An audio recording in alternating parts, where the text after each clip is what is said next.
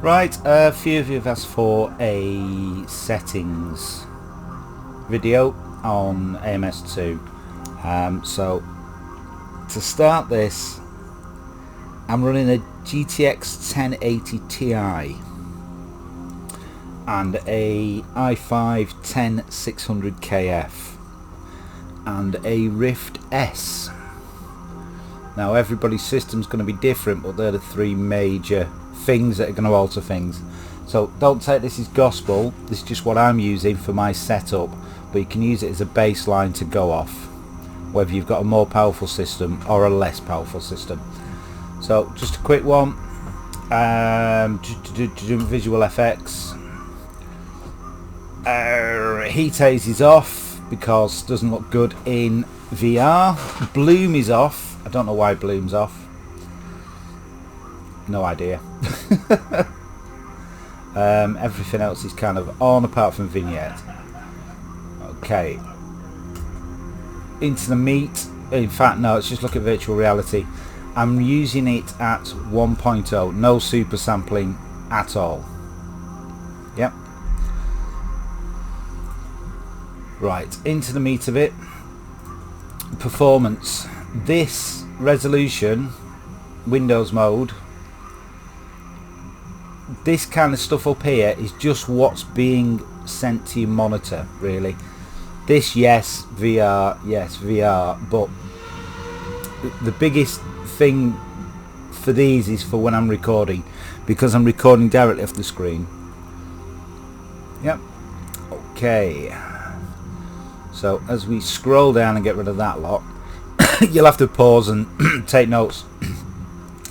Okay, reflections, medium, environmental map. Now I've been told this is for reflections on your vehicle. So if I stick this at low, the cars look quite matte. Medium, suddenly I've got reflections of, you know, bridges and bits of things on the track on the car. Makes it a lot more shiny, shall we say. It is a big performance hit. Car detail, exactly what it says. Track detail, exactly what it says. How much stuff's around the track, cranes and stuff like that. Shadow detail, another big hit, but in VR it does add to the sense of depth and 3D. So try and get it up to medium, sacrifice other settings to get it there.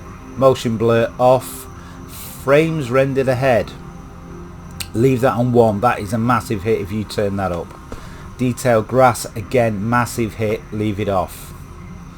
And particle levels, particle density, spray, smoke off the tyres, that kind of things. Bits of rubber on the track, eye candy really. Okay, so with those settings graphically, that will give me, on a CV1, will give me 90 frames. On a Rift S, which is a higher resolution, will give me 80 frames, which is native resolution, and that's the most important thing for me. It gives a smoother image and a lot better immersion, if you like. Okay, so that's that. Oh, quick look at camera settings in movement. Play around with that. It's a bit subjective when you're in VR. Basically, it's how much the car's moving around. Again, it is immersion. Too much and it's, yeah, not good. Too jittery, too little, you feel like you're floating. Okay, controls, big one. Force feedback. I'm on default plus. Now standard default plus is good,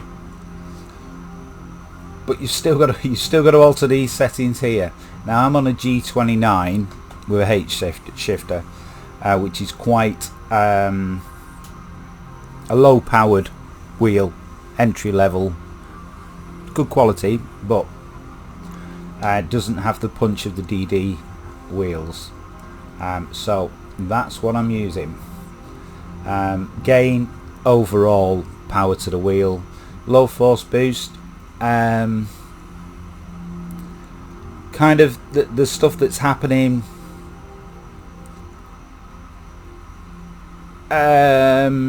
If you like, in the centre of the wheel when you're driving down a straight road.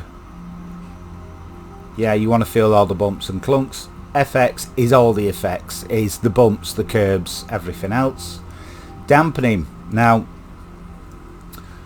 if you like, I look at it as sharpening.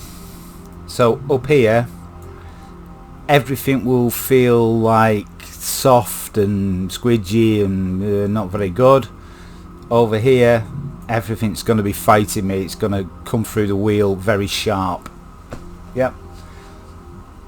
That one, ignore it, set it to whatever you want. That's just, you know, what it is, what it says on there.